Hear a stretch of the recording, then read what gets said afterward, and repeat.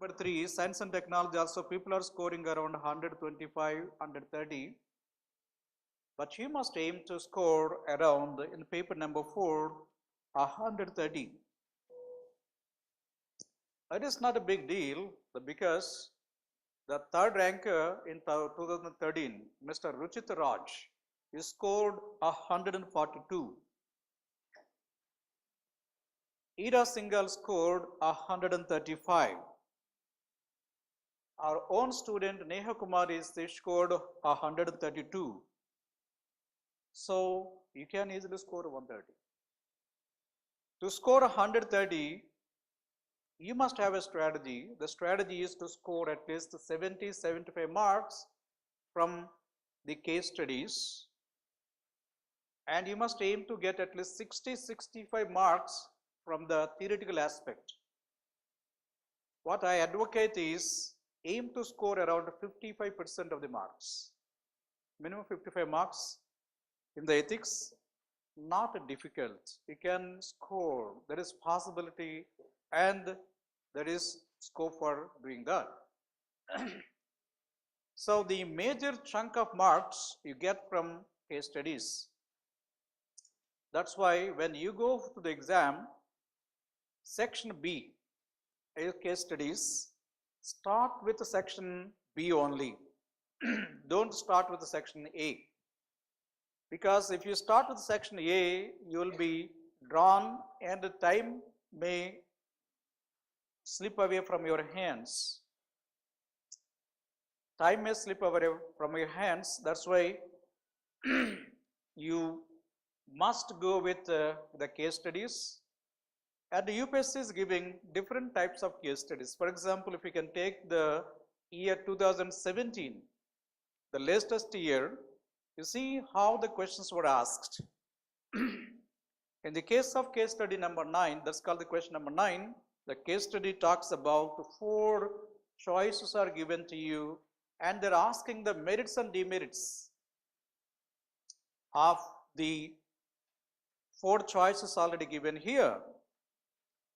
So what type of case is this? The type I'm asking here. So they are giving, they have given 5 choices. Examine the above statements with their merits and demerits. It is type 1. Type 1. So you are going to see the merits and demerits, that's it. It's not asking about which one is better, whether you go behind this, not restricting to the answers given here, you can give an answer. They are not asking like that. If that is being asked, that is type 2. Come to question number 10. You are aspiring to become an IAS officer. The question you see here, what would you have done in such a situation? Justify your action. This is which type? Type 5. Because no choices they are asking, they are not giving. So you have to give the answer type 5. Come to 11. What recommendations would you provide to the management? Discuss the merits and demerits of each of the recommendations. So what type of question is this? Type 4. Because they have not given any recommendations, they are asking us to come out with the recommendations and merits and demerits of those things. Question number 9 is type 1, 10 is type 5, and 11 is type 4. That means different types of case studies they are giving. To write any case study, you must be aware of what? The nature of the case study and the type of the case study. Nature to understand how you have to tackle it, and a type to know whether you can go by the 8-step process or you have to change anything. Okay.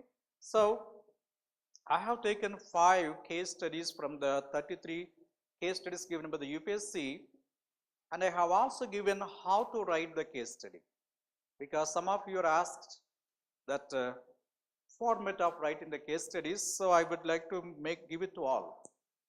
So let us take one by one how you want to write and how I have given the answer to the case study. So first let us go for the type of case study where 4 options are given to you and you are going to give the merits and demerits. So this is the first one. 4 to 5 choices are given, asking you to comment on each choice and select one basing on its merits and or prioritize them. So they may ask about the merits of each one or prioritize. This question number 9 here in 2017, we asked only the merits and demerits. But this question is about, which I'm going to take, is prioritizing the same. This is question number 12 in 2015. So the case study is like this. So this case study also I have given. And what is being asked here? As a civil service officer of the state, what would be the order in which you would rescue these people and why? Give justification. So prioritization should be given among the 7 or 6 to 7 choices given to you. In such a case, you must substantiate. So first step is the case study relates to. So the case study relates to value prioritization and foundational values in administration. Both are given here. Then what are the ethical issues involved in the case study? The ethical elements involved in the case study are equality, right to life, and the compassion towards the people. Then, keeping the above in mind, I will follow principle of prioritization in taking steps to rescue the citizens based on the norms and as well as the contribution the citizens can make to the society as follows. Now I am giving the criteria here itself. Why? I am giving importance to certain sections of the people. I'm now taking, basing on what? Norms, basing on the norms prescribed by the society and as well as the contribution the citizens can make. So contribution, I am very much interested. So if there is a young man and a old man, definitely I give preference to the young man because this person can contribute. Old man already saw the world. He enjoyed the benefits of the society, but the young man has to do. That's why I definitely give priority to the young man rather than the old man. But if the old man happens to be a great contributor to the society and the young man is an unknown person, not a big contributor, definitely I go for the old person because he is going to give some more contribution which will be more valuable to the society. So that is the criteria. Some criteria should be followed. That should be ethical. That should be ethical. Okay. So given the circumstances, what we have to do is we have to give the merits and demerits and prioritization. So I have taken the prioritization like this. So among the people to be rescued, you might have found there women and children, tourists are there, hikers are there, prisoners are there, and people in the hospital, patients are there, and a politician with his family members is also there, and the additional chief secretary of the neighboring state is also there. So whom are you going to give the first priority? So normally you go by the criteria of women and children as the first priority, and last priority will be old people, not good contributors. So, but you must analyze each and everything on prioritization basing on certain criteria. That's called the contribution. I have taken like this. So I gave importance to the additional chief secretary, not because he is a top bureaucrat, but because he is a top contributor to the society and also guest to the state. So from that point, I have taken the first priority to the additional chief secretary. So some people may give importance to women and children. Okay. So the question is, first you are taking because it's a guest. That's one. The second thing is, very important thing is the contribution made by a chief secretary, additional chief secretary of the neighboring state. Then I give importance to women and children. The second criteria goes to them. They are physically and emotionally vulnerable, and moreover, children are the future and women to take care of them. This is an international norm to do so. So priority should be given to women. I respect the international norm also. So the second priority goes to women and children.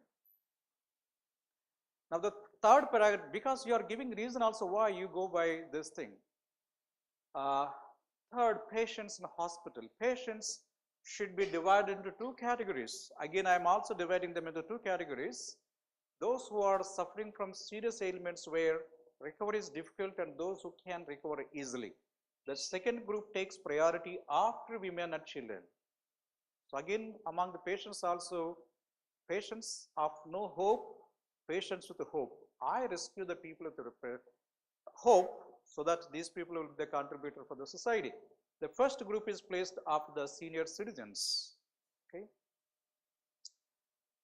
Tourists, hikers and regional president, they all come under the same category and need to be taken care of once the above has been taken care of, as they are also capable of contribution. So these people come after the above category. Yes.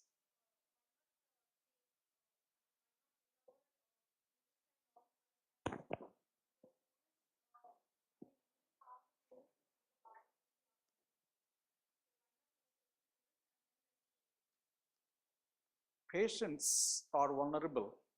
Tourists can take care of themselves. So patient is person, the person is not capable. So you have to give assistance to them. So when the two persons are there, strong man and weak man, whom are you going to support first? Weak person only. That's why among the patients also you have to categorize who are easily recovered. So those people you are giving assistance. Okay, that's the criteria. Prisoners in jail, the prisoners are capable of contribution though their mobility is impaired. So prisoners are means they are confined to the jail. My fifth priority comes to the prisoners in the jail because they or maybe unethical. That's the reason they were imprisoned.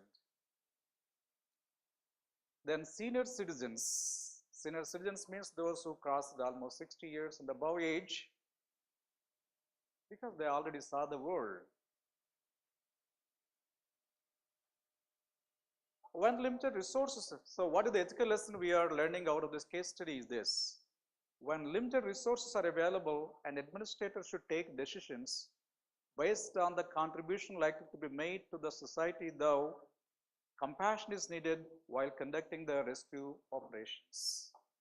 So you have to keep the compassion in the view and the contribution also. Then basing on that thing, you are going to have the prioritization.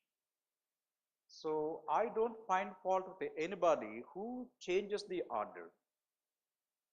Who changes the order? Because some people may give importance to women and children. So as you said, maybe tourists.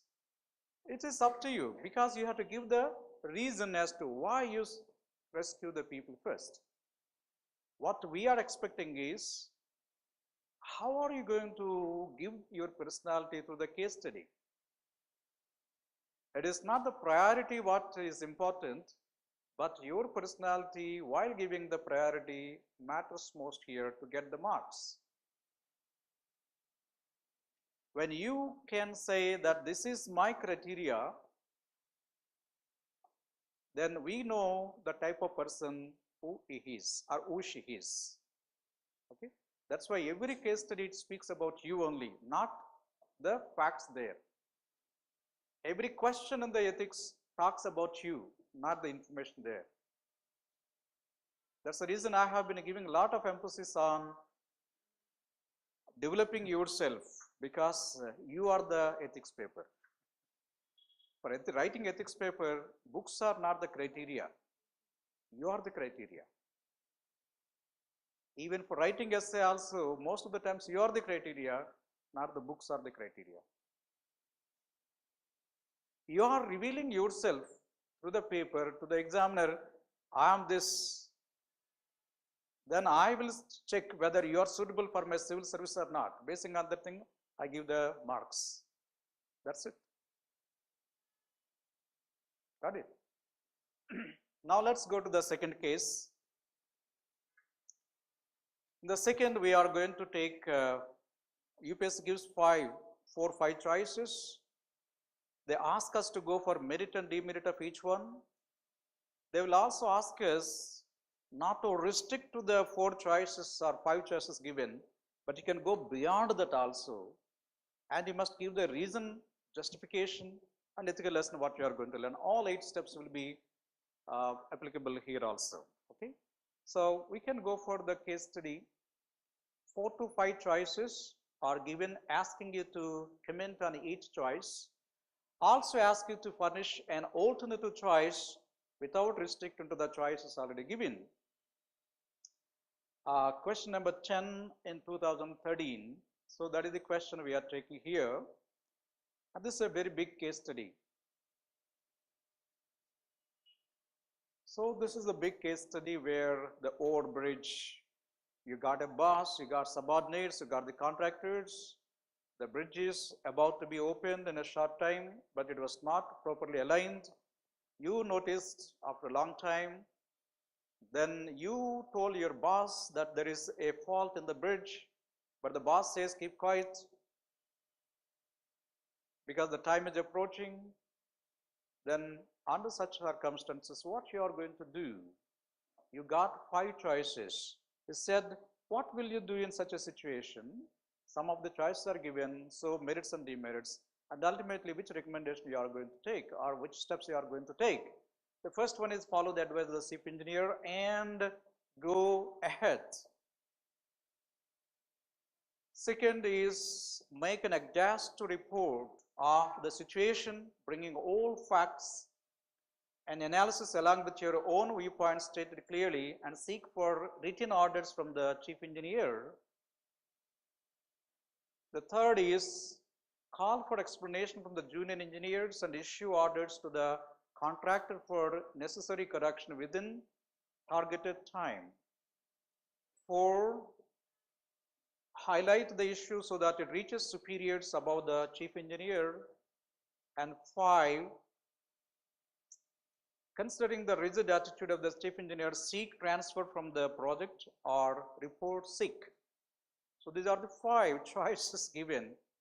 You have to give the merits and demerits of each one, and ultimately you must give your final decision. You must also give the ethical lesson learned out of this. So we are going to write like this. The case study relates to prior probity in administration. It's a case relating to the probity, procedural aspect, situation and procedural aspect, and the type 2 case study. So probity refers to the integrity in procedures, processes, and systems. It ensures procedural integrity. You are defining what is probity also. Here, the ethical issues involved in the case study are negligence of duty, waste of money, safety and security of people, value of human life, dereliction of duty, nepotism, moral turpitude. Yesterday I told you the word about moral turpitude. Okay, so these are the ethical issues involved in the case study. Then in this scenario, 5 choices are given. The merits and demerits of the above cases are as follows. Then you take the merits and you also take the demerit for number 1. For number 2, preparing an exhaustive report, what is the merit and what is the demerit of this. Third, calling for explanation from the junior engineers, what is the merit. So it inculcates a type of discipline and get the faults corrected. What is the demerit of this thing? The JEs would side with the CE, and the contractor also may not listen to my voice as he got the full support of the CE, which again would create a rift with him. So that is the demerit. Coming to the 4, highlighting the issue before the superiors above the CE would be definitely create fear among the officials and rectify the mistakes so that any mishap in future can be avoided. But what is the demerit?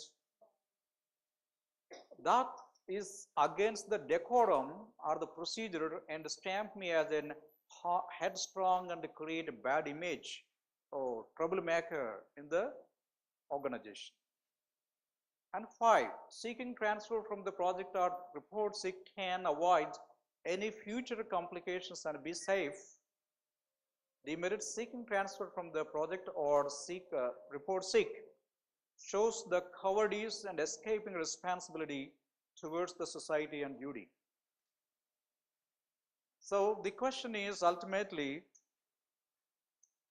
your suggestion, considering the merits and demerits of the above propositions, I would like to take following decision. What decision you are going to take? I convince the chief engineer, issue notices to contractors to expedite the work with required correction, seek explanation from the JEs for gross neglect. In case CE does not agree, I would contact higher-ups with a proper channel and try not to scandalize it. This is the action you are going to take. All the 5 you are taking into consideration, but you are going a bit beyond that. What is that you are doing here? I convince the chief engineer, issue notices to the contractors, expedite the work with the required correction, seek explanation from the JEs, everything you are doing. In case CE does not agree, I would contact higher-ups with the proper channel and try not to scandalize it. That means I don't want to go to the media, social media or the mass media or going to NGOs. No, I don't do all these things. What I do is I report this matter to the higher-ups, to my boss. How do you do that? How do you do that? I cannot go directly to my boss's boss and say, sir, there is a problem with my boss. That is against the decorum. Whatever you want to report, report through your boss only. How can you do that? You are going to write the report, copy marking to his superiors for kind information and necessary action.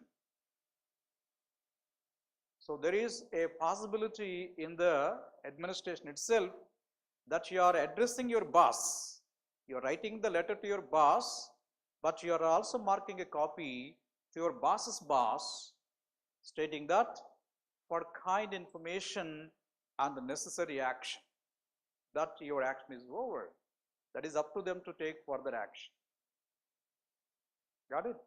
So you should not scandalize by approaching any media or giving bad image of your boss before his boss, but you are simply submitting a report to your boss, copy mark it to the boss's boss. That will definitely give an indication that your boss is going to correct himself, and if not, his boss will going to take action against this person and the things will go in the smooth way. So this is the proper decorum and the procedure to be followed. Any doubts or anything you want to seek anything here? Okay, this is the type 2. Let us go to the type 3. What is type 3?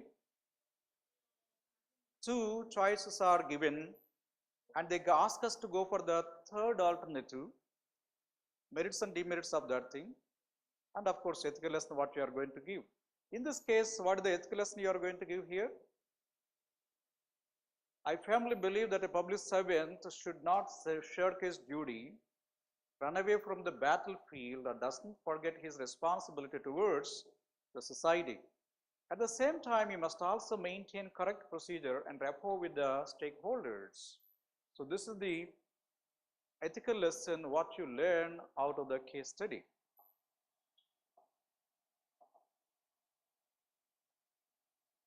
Now, 2 options are provided asking to comment upon, provide the third alternative without restricting to the choices and pointing out its merits. This is the third type of case study.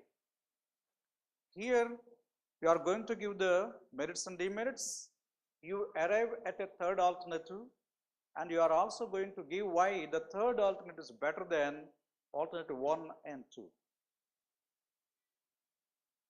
So question number 12 in 2014.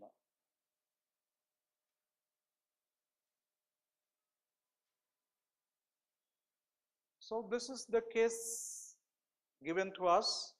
This is what is being asked from us. So you are the CEO of a company that manufacture excellent goods. But the government officers, they are demanding bribe, hefty bribe. If you give the bribe, you get the order, you can keep up your job, you can pay salaries to the people, and the industry runs. If not, then you have to face the music. That is the situation. So valid arguments can be advanced for both giving the bribe, getting the order, and for refusing to pay the bribe and risking the loss of the order. What those arguments could be? Could there be any better way to get out of this third way, pointing out its merits? So this is what is required from us. So this is the type 3 question. Here is giving bribe, getting the order, refusing to give the bribe, and not getting the order. Between these two, can you have a third alternative? If so, what is it? Merits and demerits of it. You have to write. Again, you have to give the ethical lesson, what you learn out of this. Okay, let us see that. Case study relates to ethics and values in public administration. Elements discussed here are the ethical concerns and ethical conflict between maintaining personal integrity and vested interests. That's called the professional vested interests. Okay, so personal integrity is one side, and the professional aspect is the other side. There you are going to face the ethical dilemma. So here we are going to have this type of conflict. In this scenario, two choices are given: the merits and demerits of the offering bribe and not offering the bribe to get made, and under or as follows. So first thing is, by offering bribe, what is the merit in this case? The quality and cost of my product are better than the competitors. Hence, by getting the order, no wrong is done to them, to my competitor, even if at the cost of paying bribe to them. So I'm giving something, but I'm not doing injustice to my competitors. So this is the merit. But what is the demerit of this thing? When quality and cost of the product are better than the competitors, I would surely get the order to myself. For such activity, payment of bribe is a loss to the company.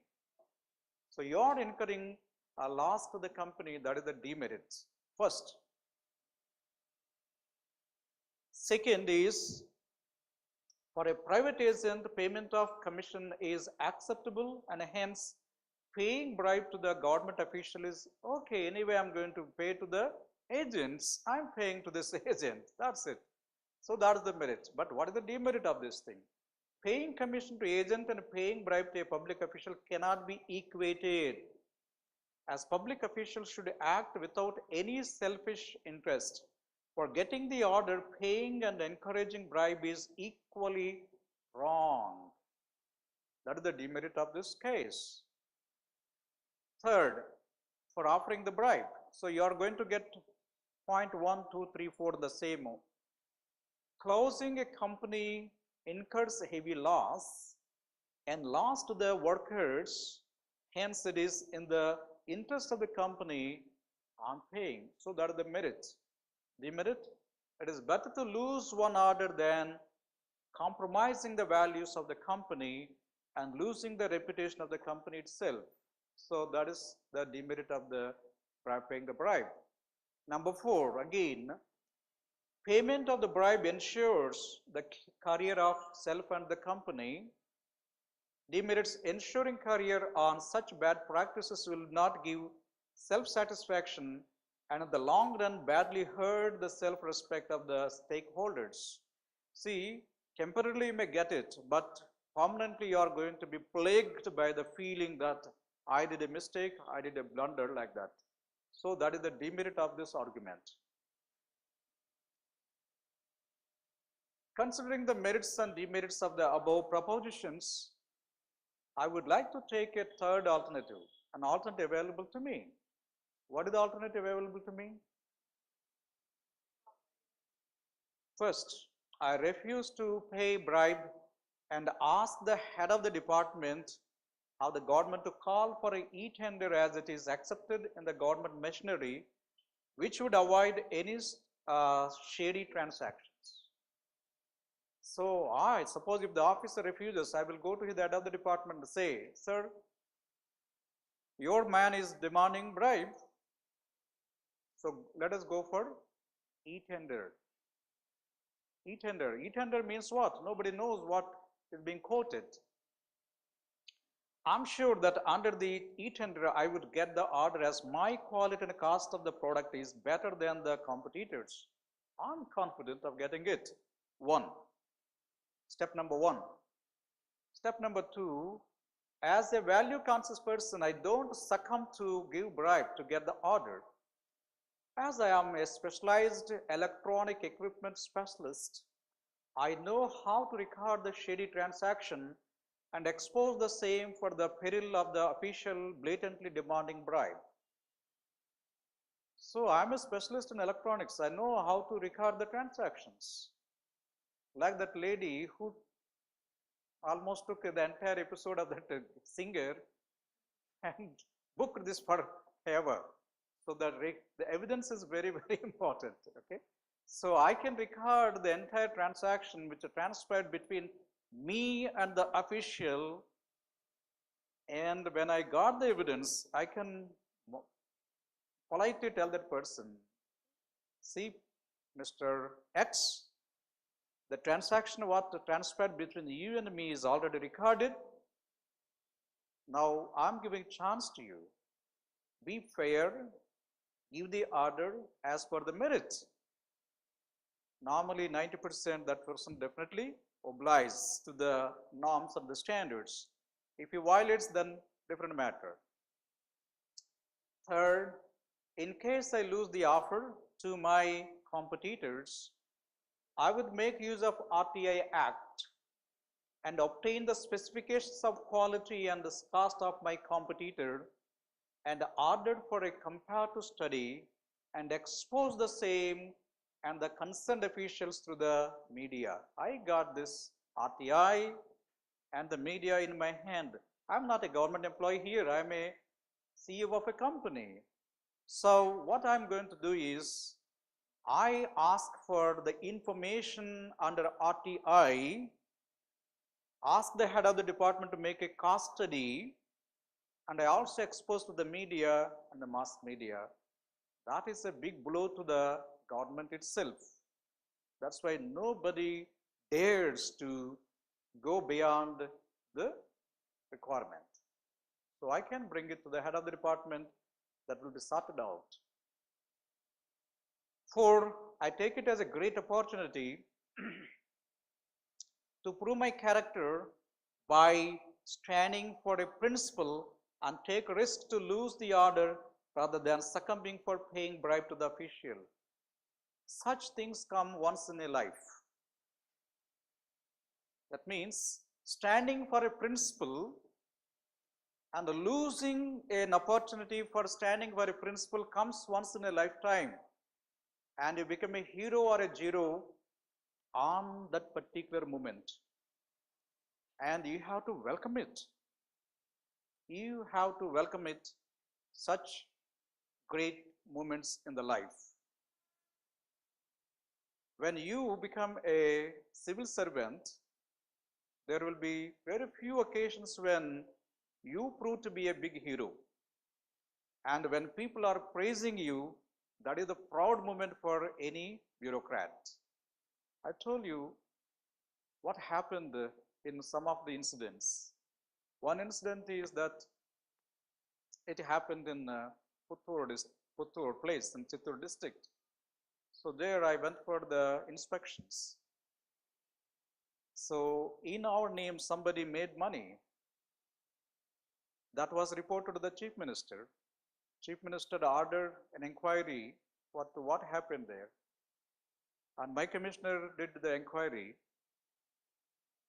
And the inquiry officer, prior to go to the place, proudly told them that we got the boys which are not such type of person, they're above board.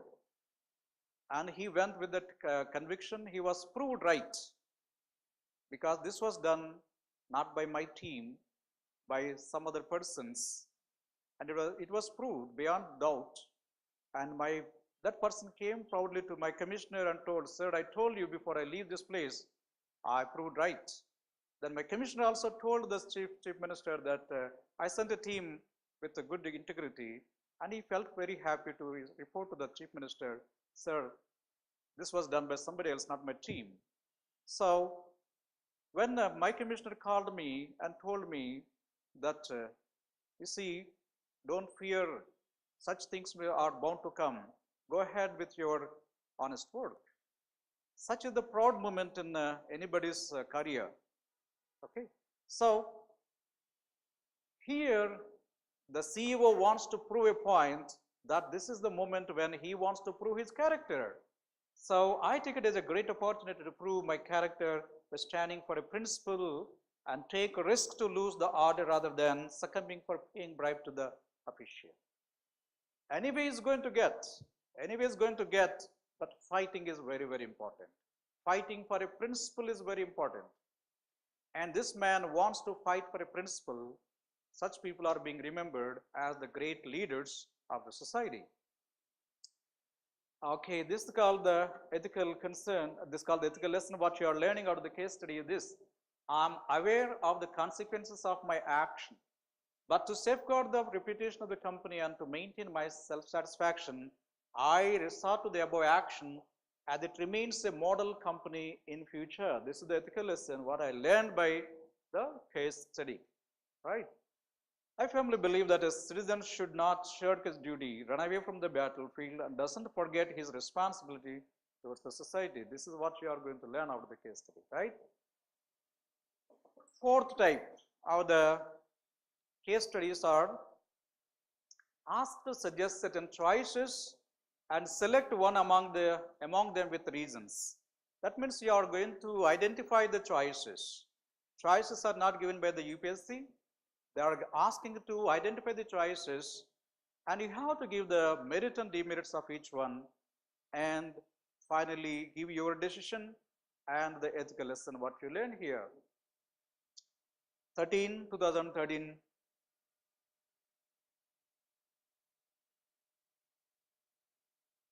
As a senior officer in the finance ministry, you have access to some confidential and crucial information about policy decisions that the government is about to announce. Now here, his boss directs the subordinate or associate to divulge the information to a contractor who is doing good work for the government, who asks you to disclose the information to the said builder. Now, what is the requirement here?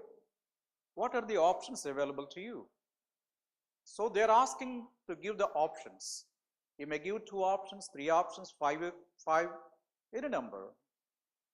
Second is evaluate each of those options, merits and demerits of those options, and choose option which you would adopt, giving reasons. Okay, this is the case study. Now let us take the case study relates to foundational values in administration, integrity and objectivity. It means that one should not put his duty at the behest of others. Ethical issues involved in the case study are confidentiality of the crucial information, breach of trust, supremacy of public interest, favoritism, etc. In this case study, I have the following choices. Now you are coming with the choices available to you. I have a choice to disclose the information to the builder who is close to my immediate boss, and also he turning out quality work of the government.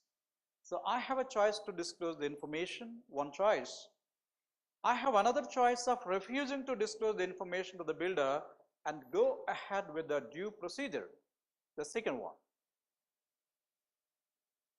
I am aware of the consequences of my choices. What are they? If I go by my first choice, I would make the builder happy, also my immediate boss happy, as they are the beneficiaries of my decision. As a result, I may also receive certain favors from both of them. This is the consequence of the first action of disclosing information. In the second choice, both the builder and my boss would not be happy and may become hostile in future. I definitely lose favor about the second one. In the first choice, I am not discharging my duties as I am supposed to do so without fear or favor. So I am treated as unbecoming of a government servant. Second, if found by anybody, legal action would be taken against me in this case. Moreover, whether found out or not, my integrity and trust of the state is put at stake. These are the consequences of the first choice. Hence, I don't follow the first option. You refuse the first one. In the second choice, I am discharging my duties without fear or favor and keep up the foundational values of the administration and maintain the ethical fabric of administration. This is very, very important. So this is the consequence. Hence, I prefer the second choice and act impartially and objectively by not disclosing the information to the builder. But the question is, your boss asked you to give the information. If you don't give, then that is a violation of your behavior. Now what is to be done here? That is also to be taken care of. I politely ask his apologies for not disclosing the information, as such an act a breach of trust, leakage of confidential information, block to the government.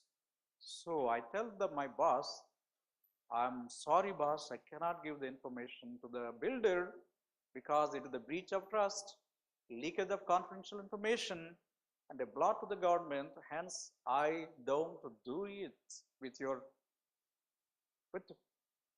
apologies. I apologize not to give this information. You are so polite, but you are so firm, affirmative, following the norms, the foundational values which are required for a bureaucrat. Ethical lesson what you learn here is, a public servant should not disclose the confidential information for the sake of pleasing the bosses or for his personal favors. He should always maintain confidentiality and respect of the post. You have to keep up the dignity of the post. That's what you are going to do. Now let us come to the fifth choice. And the fifth choice, asked to give reasons with a justification. We take question number 9 of 2014 because most of the case studies are coming under this category. So 3 of the case studies or 2 of the case studies come under this case study, this format. So it changes from case studies to case study. However, the basic aspects are to be kept in mind. So we are going to take,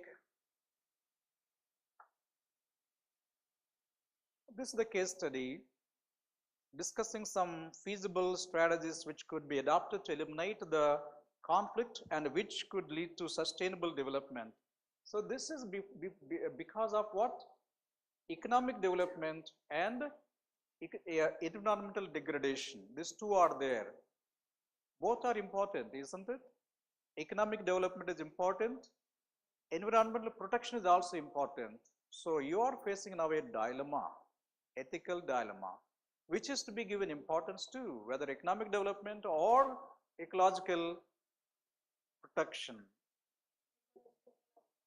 Okay, now the case study relates to economic development and environmental degradation. Any economic development usually involve ecological disturbance because extraction of minerals or infrastructural construction brings imbalance in the allocation of resources. Mining or quarrying is necessary for laying roads and cutting trees. Hence, environmental degradation when aiming at economic development is inevitable. So this is the situation. However, it can be mitigated by following certain feasible strategies. What he asked is, are the feasible strategies what you are going to recommend?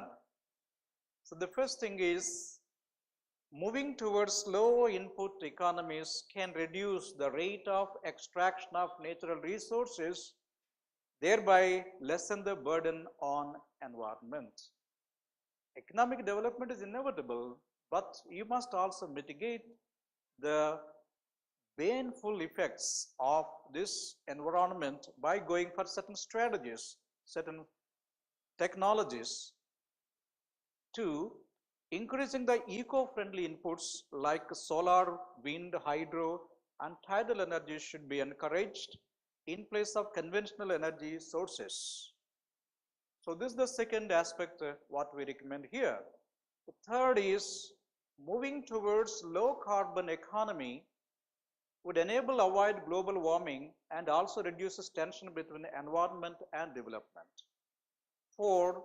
Conducting environmental impact studies and expected benefits for taking up projects would also avoid stress on environment. 5. Sustainable water management techniques like water harvesting need be practiced. 6. Pollution control norms should be strictly implemented and safeguards must be taken. 7. Eco-friendly housing should be encouraged. 8. Emission of greenhouse gases causing global warming should be stopped and international norms should be followed by every country. Thus, development should be made eco-friendly. So this is finally what we are going to suggest. Instead of calling it as a case study, it is an essay like general studies, not a big case studies as far as the fifth type of things are concerned. But of course, they are giving as a case study, we have to write like a case study. Here, your creativity comes to give suggestions, not like the general studies paper, but you are going to talk more about your own suggestions are to be given here. So these are the 5 case studies which are given to you for understanding how to write the case studies. So the sources which are available to you are the 33 case studies given by the UPSC. Take them as the first source. The second source is go to the websites. Some of the websites they are giving very good case studies. For example, Insights on India, they have given 30 case studies and 47 case studies respectively. After that they stopped it. So they gave in the year 2013, 14, 15. After that they stopped. So you go through that case studies. They are very interesting. They are available on the Insights on India website. Those case studies are very useful to learn about certain theoretical questions and the case studies. Okay, this is the second source. Then the third source is if you go through the videos on the YouTube on the subject called ethics, there are number of people who are giving the lectures being recorded in different institutes. They also are giving number of case studies. That also will be useful for you to get mastery over the case studies. And the fourth source is the books which are being published in throughout India. You find these books, and there are some people who are also publishing the case studies separately. So these are the sources available to you. Solve as many case studies as are possible because you got lot of time. You got lot of time. Solve them. At least make it a point that every week sit with maybe with 5 case studies and solve them. If you make it a practice to solve 5 cases every week, that means in a month you are going to solve around 20-25 case studies, and over a period of almost 10 months, you can solve how many? 250. It's a big chunk. Okay, this is the way how you can also get mastery over solving the case study. In the initial stage, it appears to be somewhat taxing to solve the case studies, but over a period of time, you find it very, very interesting. When a case study is given, immediately you are going to give the solution, basing on the background of your ethical information. And what I advocate is develop the language. That's very, very important. The terminology which you use in the 250 words to get 20 marks depends on the brevity and the elegance of the language. You must be very brief and you must be very elegant to write such case studies. What are the sources to bring this type of changes? Master the syllabus. Master the syllabus of ethics so that the words will become a part of your vocabulary. 1. Number 2, you know pretty well the concepts are given to you. They are called explicit concepts which are given in the syllabus. There are implicit concepts are also there. Implicit means which are indirect, they were not given, because integrity is given but trust is not given. Okay, then derivative concepts are also there. Derivative, you can derivate like ethics is given, morality is not given. So like that, if you can go for the implicit concepts and the derivative concepts, the number may go around 150 to 200 concepts. Those concepts should also become the vocabulary in your mind. The third source is when you read books on ethics or on the case studies or the newspapers, you find people are so fond of giving very good phrases. Very brief phrases will be very, very interesting phrases. Underline those phrases, write in your notebook and make this as your vocabulary and use while writing the case studies. Then you are going to get a very good command over writing the case studies. This is just like an artist. When you learn the art, it appears to be mechanical. When you learn anything, it appears to be mechanical because it depends on what? The principles. But once you go while writing, it becomes an art. Skill depends on 4 stages. Any skill depends on 4 stages. The first stage is you are an apprentice.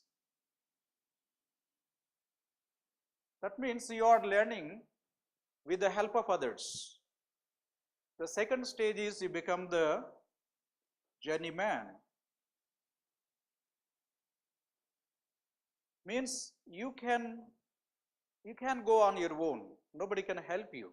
For example, your learning cycle, initial stage, your father, brother, mother, somebody helps you to go on the cycle.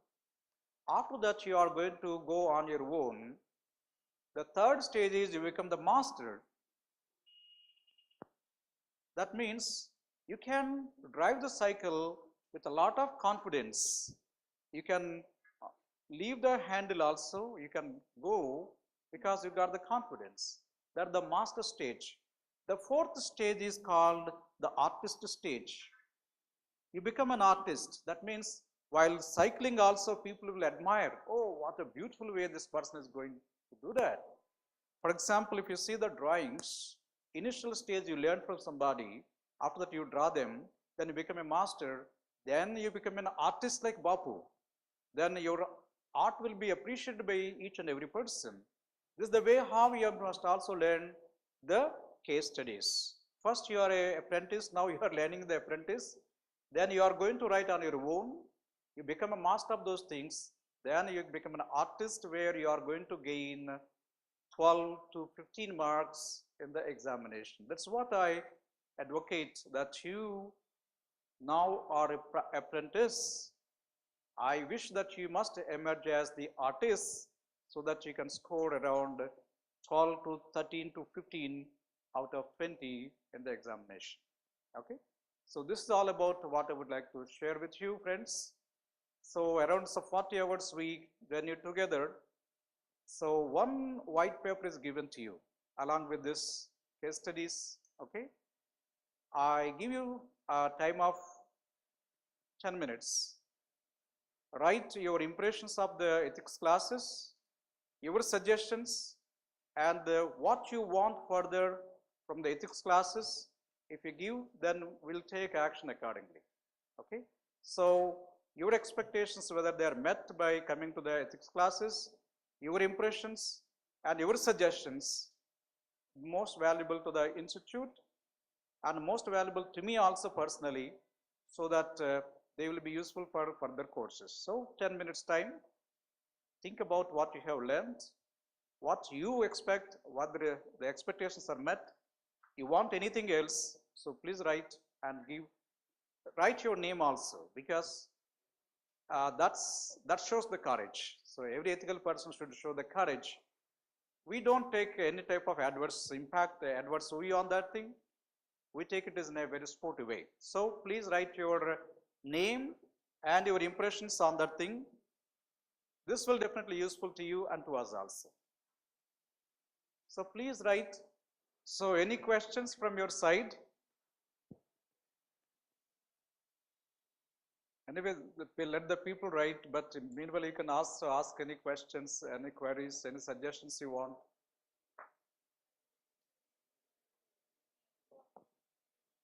Yeah, you are the book for the ethics.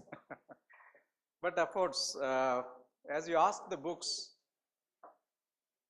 one book which I can recommend for ethics paper is the book by Subbarao and Chowdhury.